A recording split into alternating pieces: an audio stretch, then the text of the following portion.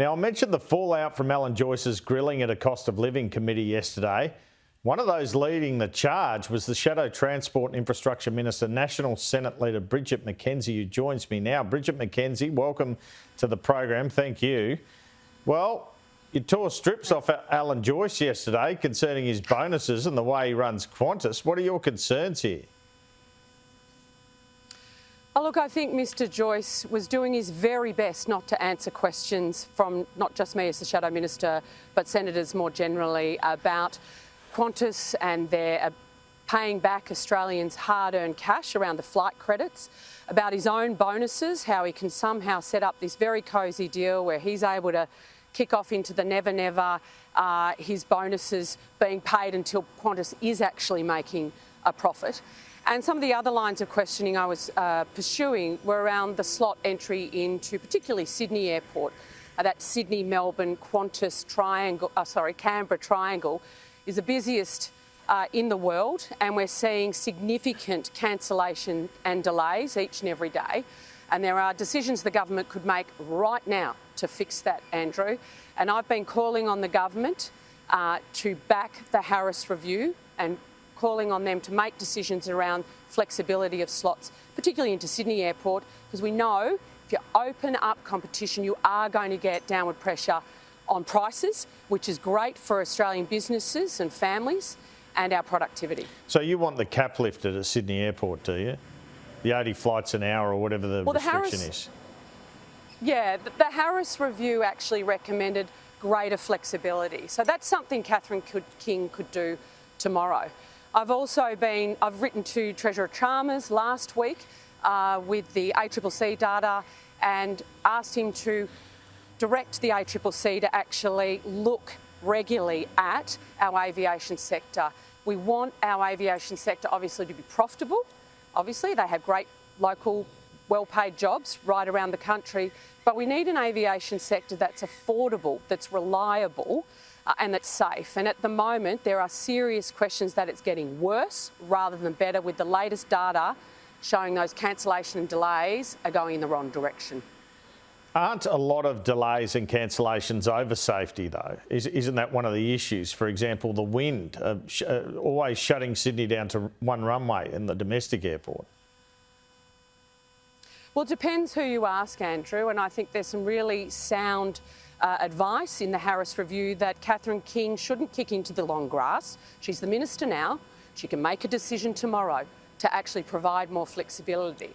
And on decision-making of Catherine King, or the alternate Transport Minister, Anthony Albanese, we have serious concerns about the decision to block Qatar Airways and increase competition for our international flights. We know that there's a great freight task that decision could have assisted.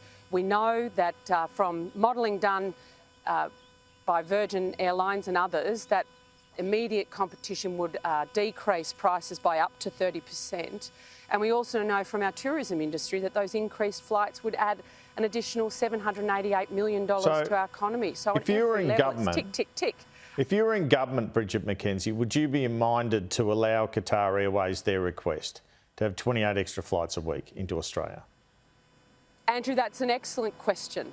And I think post-COVID, I would like, if I had the great privilege to be the minister, I'd like to avail myself of the advice given to the minister in making her decision, and then I'd be able to determine it. But right now, we've had 6 different reasons from this minister and her government on why they chose to protect Qantas over increasing competition in the international flights available to Australians. We want to know what the real decision is. And before the Senate So you say it's a good question. Oh, sorry, last sitting week.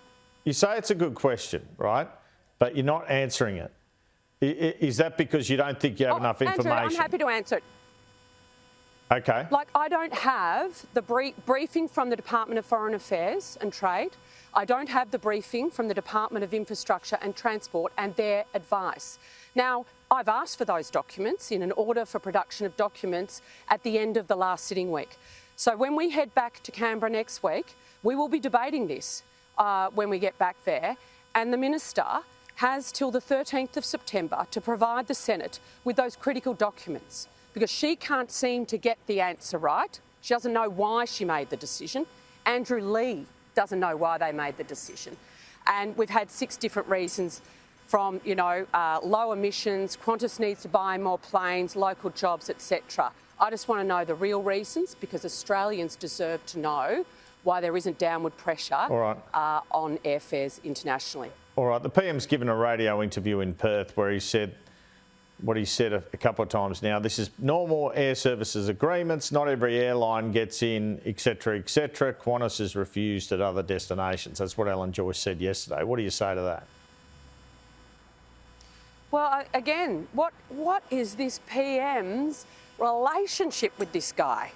Every single turn, he's busy running a protection racket for Alan Joyce. And thank goodness for senators like Tony Sheldon, who yesterday did what the Prime Minister doesn't seem to be able to do, and stand up to Alan Joyce and Australian consumers and make sure that he does the right thing by paying back those flight credits. I call on Qantas to make sure they honour giving back Australians that money, irrespective of when they apply. And I would like the Prime Minister to show some leadership, stand up to Alan Joyce, and make sure Australians have access to an affordable, reliable and safe aviation industry. Presumably Alan Joyce isn't stoked at the changes to IR laws, though, on labour hire in terms of Qantas's operations, do you think? Well, he's cut his cheque, Andrew. He's out of here.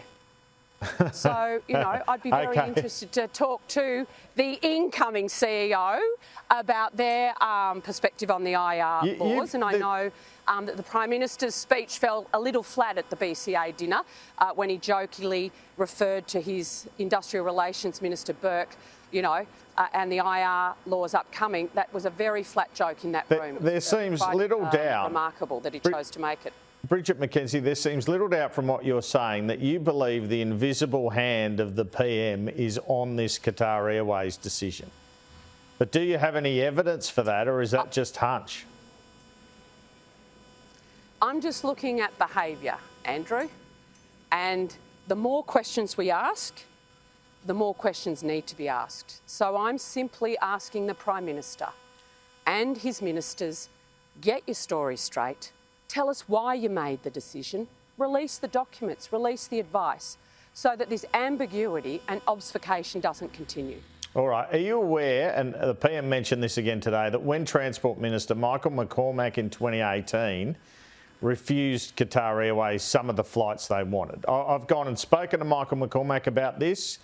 He's informed me he gave Qatar some extra routes but refused others. Yeah, Andrew, that may be the case. We're in a post-COVID world. International air prices have increased by 50%. That is a fact. We know that we're in a cost of living crisis, and we need more jobs, we need more competition, and we need lower prices so that Australians can get on and do business with the world. All right. Alan Joyce made the point yesterday. I mentioned this before. There are many airports in many countries where Qantas can't get access. Is this a fair enough riposte that other countries protect their national carriers? Well, I found Mr Joyce's evidence yesterday focused on one thing, making sure Mr Joyce protected his own interests. And that was evident as he filibustered his way through the entire committee. So I think the evidence we did get out yesterday was timely. It was unknown until he actually, particularly about the flight credits. But with respect to international airports and where they can and can't go, well, that's clear. Sometimes you can't go everywhere. But that doesn't mean that Australians should not have access to affordable international airfares to protect Qantas's market share. Now, there was a strange series of moments in the committee yesterday where all the MPs had to declare their membership of the Chairman's Lounge. I assume you're a member? Yep, absolutely. Are you? Now, clearly you feel that doesn't preclude you... an ongoing member. You feel that doesn't preclude you from criticising Qantas or asking questions of them? Well, it shouldn't, Andrew. It shouldn't. And, it absolutely shouldn't preclude us asking the tough questions. And that's why you declare these things, so that it's all very much transparent and out in the open. But I've been a member of both the Qantas and the Virgin Lounges my entire career. What generally would you like? I thank them for it. Okay. What generally would you like Qantas to do? Would you like them to forego some of their profit in order to give people cheaper fares? Are you hoping for that under new leadership? No, would you like them to pay everyone their flight credits? What are you after? Yeah, Andrew, look, what I'm wanting Qantas to do, and in fact all the Australian airlines that still owe Australians flight credits post-COVID, to actually honour that agreement and not pocket hardworking Australians cash in some sort of, opportunistic move. What I want to see is prosperous aviation industry who are employing Australians in well-paid careers right across the country. But what I also want is a competitive industry that's affordable, reliable and safe. And at the moment, it's not affordable on existing data. It's not competitive domestically or internationally, and there are decisions the government could make today to change that. And we need to make sure that the government steps up to the plate and gets on with it. All right, Shadow Transport Minister Bridget McKenzie, thanks so much for your time this afternoon. Always, Andrew.